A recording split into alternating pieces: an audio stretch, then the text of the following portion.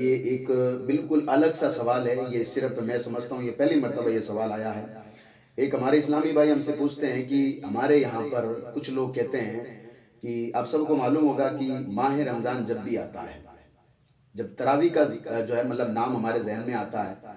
تو ہمارا ذہن یہی کہتا ہے کہ تراویح میں ہم پورا قرآن سنیں، یعنی کہ جو پورے مہینے میں ہم پورے قرآن کو ختم کریں، سنیں کسی حافظ صاحب سے۔ تو ہوتا بھی ہے کئی جگہ الحمدللہ، اللہ پاک جو ہے ان کی مجلسوں کو، ان کی تراویحوں کو اپنی بارگاہ میں قبول فرمائے، ان کی پڑھے ہوئے قرآن کو اپنی بارگاہ میں قبول فرمائے۔ لیکن یہاں سوال ایک بالکل الگ سا سوال ہے۔ یہ کہتے ہیں کہ ہمارے یہاں پر کچھ لوگ کہتے ہیں کہ جو بھی بندہ تراویح کی نماز پڑھائے اور جو حافظ ہو اور قرآن کے ساتھ جو نماز پڑھائے، کیا وہ سید ہونا ضروری ہے کہ نہیں ہے؟ ہمارے یہاں پر لوگ کہتے ہیں کہ اس کا سید ہونا ضروری ہے۔ تو اس کے بارے میں جو ہے مطلب شریعت کیا کہتی ہے، آپ اس کا جواب بتا دیں۔ تو سب سے پہلے تو میں آپ کی بارگاہ میں عرض کر دوں، دیکھیے اس طریقے کا جو ہے مطلب کوئی بھی مسئلہ شریعت میں موجود نہیں ہے۔ میں نے کئی مفتیان کرام کی بارگاہ میں بھی سوال کو رکھا تو انہوں نے کہا ایسا کوئی مسئلہ موجود نہیں ہے۔ مسئلہ اس لیے موجود نہیں ہے کہ آج آپ جہاں پر صرف تراویح کے لیے سید کو ڈھونڈ رہے ہو تو کل آپ امام کے لیے سید کو ڈھونڈو گے، پھر آپ اس کے بعد میں جو ہے مطلب نکاح کے لیے سید کو ڈھونڈو گے، پھر اس کے بعد میں جو ہے بڑے بڑے جو ادارے چلتے ہیں پھر آپ کہو گے اس ادارے کا بھی جو ہے مطلب اس ادارے کو چلانے والا بھی سید ہونا چاہیے۔ پھر اس کا نقصان کیا ہوگا کہ جو غیر سید جو لوگ ہیں، جو دوسری ذاتی کے جو لوگ ہیں جنہوں نے قرآن کو اپنے سینوں میں بسایا ہے، پھر وہ لوگ کیا کریں گے؟ کیا وہ لوگ کہیں پہ قرآن نہیں سنا سکتے؟ تو یہ بالکل جو ہے مطلب سوال ہی غلط ہے۔ کوئی بھی ہو جس کو صحیح طریقے سے قرآن مجید صحیح طریقے سے پڑھنا آتا ہو اور نماز کے سارے اصول معلوم ہو، اس کو معلوم ہو کہ نماز میں کتنے شرائط ہیں، نماز میں کتنے فرض ہیں، نماز میں ایسا کون سا رکن ہے اگر وہ چھوڑ دیا جائے گا تو سجدہ سہو لازم آئے گا، ایسا کون سی جو چیز ہے اگر نماز میں کتنے فرائض اگر ایک بھی جو اگر چھوٹ گیا تو پھر پوری نماز کو دہرانا پڑے گا، کتنے نماز میں واجبات ہیں کہ اگر ایک بھی چھوٹ گیا تو پھر لاسٹ میں جا کر کے ہمیں دو جو ہے سجدہ سہو کرنے پڑیں گے۔ اگر یہ ساری چیزیں اور پھر جو ہے شریعت کے مطابق اگر اس کی داڑھی ہو تو پھر وہ سید ہو یا نہ ہو وہ آپ کو نماز تراویح پڑھا سکتا ہے۔ یہ بات یاد رکھیں، یہاں پر سید ہونے کی قید نہیں ہے، نہ ہی ضروری ہے سید ہونا۔ لیکن کیونکہ ہم لوگ سید سے محبت کرتے ہیں، بالکل الحمدللہ سید سے محبت ہونی چاہیے، ہم سید ہمارے سروں کے تاج ہوتے ہیں، لیکن اس کا مطلب یہ نہیں ہے کہ سید کے علاوہ کوئی تراویح پڑھا ہی نہیں سکتا، یہ نہیں ہو سکتا۔ آپ جا کر کے پڑھیے اس نماز اور روزے کے بارے میں تو آپ کو ایک حدیث پاک ملے گی کہ نبی کریم صلی اللہ علیہ وآلہ وسلم نے ارشاد فرمایا کہ دو چیزیں کل قیامت کے دن جو ہے مطلب اپنے پڑھنے والے اور اپنے رکھنے والے کے لیے سفارش کرے گی، اللہ کی بارگاہ میں سفارش کرے گی۔ سفارش وہ کون ہے؟ ایک تو روزہ ہے اور ایک نماز ہے۔ اگر آپ نے روزہ رکھا ہے تو کل قیامت کے دن روزہ اللہ کی بارگاہ میں آپ کے لیے سفارش کرے گا کہ پروردگار میں نے اس کو دن میں کھانے سے اور خواہشات سے اس کو دور رکھا تھا، یعنی جب اس نے نیت کر لی کہ پروردگار میں روزہ رکھتا ہوں تو یہ کھانے سے بھی دور رہا اور جتنی بھی اس کی خواہشیں تھیں ان سے بھی یہ دور رہا، تو پروردگار میری سفارش ہے، میری سفارش کو اپنی بارگاہ میں قبول فرما، اس کے سارے گناہوں کو معاف کر دے۔ اور میرے آقا صلی اللہ علیہ وسلم فرماتے پھر نماز آئے گی، نماز عرض کرے گی پروردگار میں نے اس کو رات میں سونے سے روکا۔ کہنے کا مطلب یہ ہے کہ جب رات میں یہ سویا تو اس کے ذہن میں ایک بات چل رہی تھی کہ میں جلدی اٹھوں گا، نماز فجر سے جو ہے نماز فجر کے وقت ہونے سے پہلے تو میں نماز تہجد پڑھ لوں گا، پھر اس کے بعد میں پھر اگر یہ سو گیا تو اس کے ذہن میں ایک ہی بات تھی کہ پروردگار میں اتنا جلدی اٹھ جاؤں کہ میں فجر کی نماز پڑھ لوں، تو وہ نماز جب آپ پڑھو گے تو وہی نماز کل قیامت کے دن آپ کے لیے سفارش کرے گی کہ پروردگار جو ہے میری جو ہے سفارش اس کی جو ہے اپنی بارگاہ میں قبول فرما، یعنی اس کو بخش دے۔ اب یہ عام آدمی کی نماز کی بات ہو رہی ہے یہاں پہ، عام آدمی جو کہ نماز پڑھ رہا ہے یا روزے رکھ رہا ہے،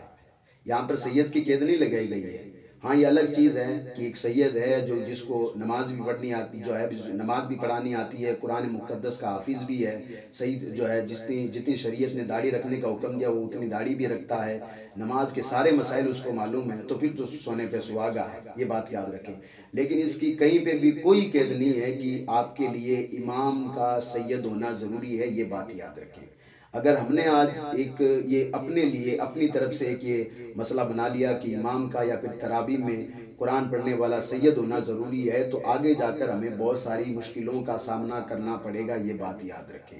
تو آپ کے سوال کا جواب یہ ہے جو آپ نے پوچھا ہے کہ جو تراویح پڑھانے والا جو قرآن مقدس کو بغیر دیکھے جو تراویح پڑھاتا ہے کیا وہ سید ہونا ضروری ہے؟ ہمارے یہاں پر لوگ کہتے ہیں کہ سید ہونا ضروری ہے، تو وہ سید ہونا ضروری نہیں ہے،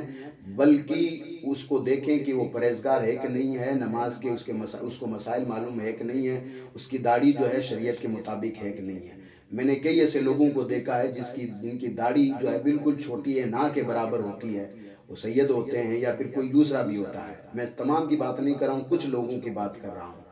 اب بھلے آپ ان کے پیچھے نماز پڑھتے رہیں، آپ کی نماز ہوگی نہیں، لیکن دوسری طرف ایک آدمی ہے جو کہ غیر سید ہے، یعنی اس کی کوئی ذات دوسری، وہ سید نہیں ہے لیکن اس کی داڑھی شریعت کے انوسار ہے، میں نے جتنی شریعت نے اس کو داڑھی کا حکم دیا اتنی اس نے داڑھی رکھ رکھی ہے، اور پھر اس کو نماز کے سارے مسائل معلوم ہے، اگر وہ آپ کو نماز پڑھا تو آپ کی نماز ہو جائے گی۔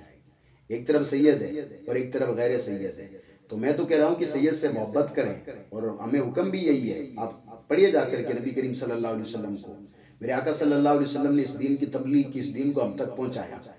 تو میرے آقا صلی اللہ علیہ وسلم نے کیا فرمایا تھا؟ آپ کو سب کو معلوم ہے، میرے آقا نے فرمایا میں جو یہ اللہ کا پیغام ہے یہ تم تک پہنچا رہا ہوں، میں نے بہت ساری مشکلیں جھیلی ہے اس راستے میں، لوگوں نے مجھ پر پتھر برسائے ہیں،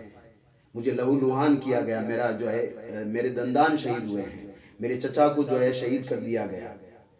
میرے جو ہے مطلب نواسوں کو شہید کر دیا جائے گا، لیکن اس کے بدلے میں تم سے کوئی قیمت نہیں مانگ رہا ہوں۔ میرے آقا صلی اللہ علیہ وسلم نے ارشاد فرمایا میں تم سے صرف ایک ہی چیز مانگتا ہوں، وہ یہ ہے کہ جو بھی میرے سے قریب لوگ ہیں، یعنی میری آل ہے، میری اولاد ہے، تمہیں ان سے محبت کرنی ہے۔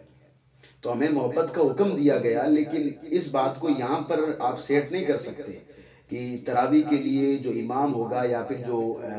حافظ ہے وہ سید ہونا ضروری ہے۔ تو یہ بات یاد رکھیں، جو باقی جو نون سید ہیں، یعنی جو دوسری جاتی کے جو لوگ ہیں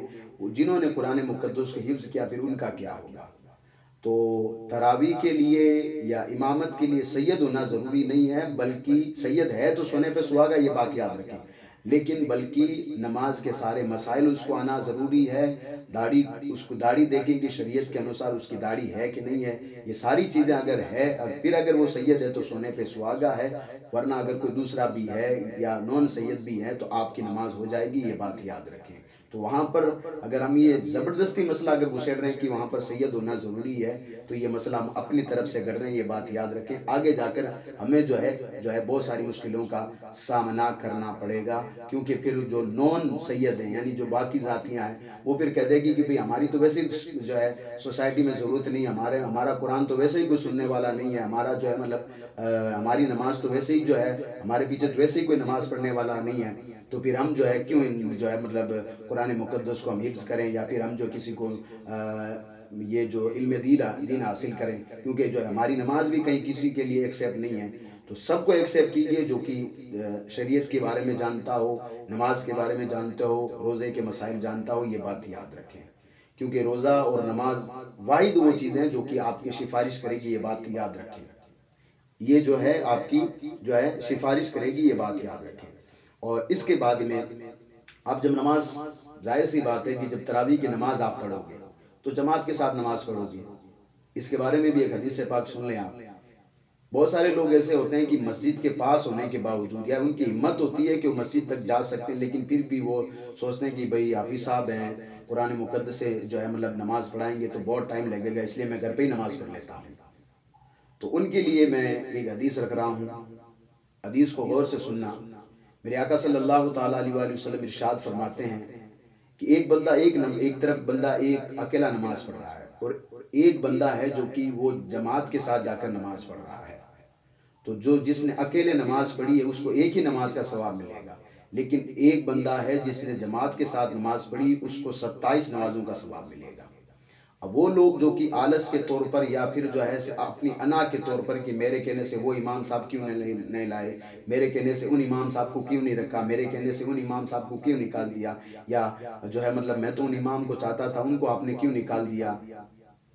تو اب میں جو ہے اس امام کے پیچھے نماز نہیں پڑھوں گا، میں اپنے گھر پہ نماز پڑھ لوں گا۔ آپ جو ہے مطلب اس حدیث پر غور کریں، اور بہت ساری ایسی حدیثیں مل جائے گی۔ ایک حدیث پاک تو ایسی ملے گی کہ رسول اکرم صلی اللہ علیہ وسلم نے فرمایا ان کے گھروں میں اگر مجھے حکم ہوتا میں ان کے گھروں کو آگ لگا دیتا،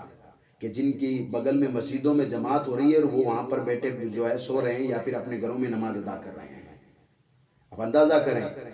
تو آپ نے جو سوال پوچھا ہے کہ جو ہے مطلب کیا تراویح کے لیے، تراویح پڑھانے کے لیے جو حافظ صاحب ہے وہ سید ہونا ضروری ہے، تو اس کی کوئی قید نہیں ہے۔ سید ہونا کوئی بھی جو ہے جس کو صحیح طریقے سے قرآن مقدس یاد ہے اور نماز کے سارے مسائل جس کو معلوم ہے وہ نماز تراویح پڑھا سکتے ہیں۔